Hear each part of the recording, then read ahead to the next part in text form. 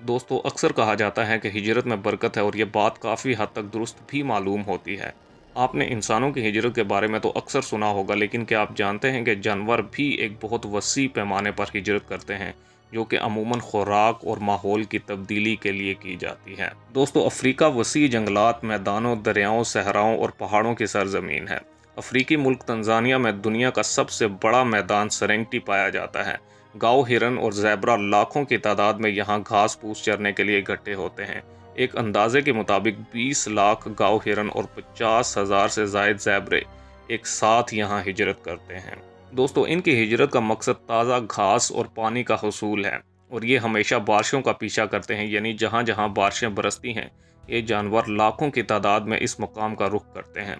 हमें ये तो समझ आ गई कि हिजरत किस लिए की जाती है, मगर आगे चलकर आपको अंदाज़ा होगा कि ये हिजरत कितनी पुरखतर और सदमों से भरपूर है। दोस्तों तंजानिया से लेकर कीनिया तक हर साल ये जानवर भागते रुकते चलते 500 किलोमीटर का सफ़र तय करते हैं, और इस सफ़र के दौरान ये मुख्तलिफ जंगलों, मैदानों और दरियाओं से गुजरते हैं।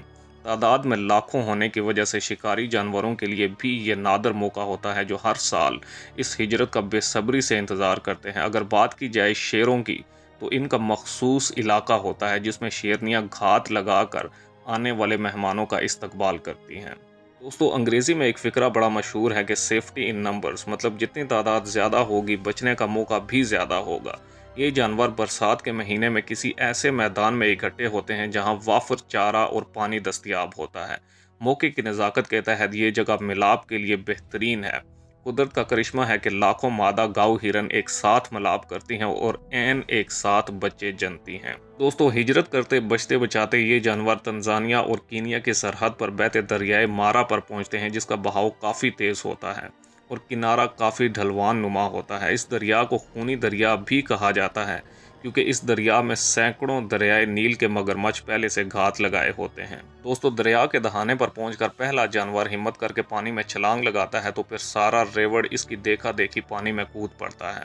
इतनी तादाद में जानवरों के कूदने से जानवर एक दूसरे के ऊपर गिरने से जख्मी हो जाते हैं, और जो तैरते हैं इनमें से कुछ मगरमच्छों का शिकार और जो दरिया अबूर करते हैं इनके लिए आगे सरप्राइज यानी शेर मौजूद होते हैं।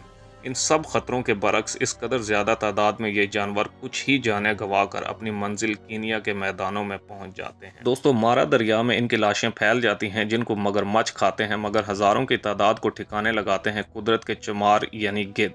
और ज़िंदा बचने वाले जानवर मैदान में इकट्ठे होते हैं, और जो मादाएं हमल से होती हैं वो लाखों की तादाद में एक हफ्ते के अंदर बच्चे पैदा कर देती हैं। इसका फ़ायदा ये होता है कि कम से कम बच्चे शिकारियों के हाथ लगते हैं और इनकी तादाद में बेतहाशा इजाफा होता है। ये जानवर कुछ महीने इसी मैदान में रहते हैं जब तक बच्चे मुकम्मल तौर पर खुद कफील ना हो जाएं।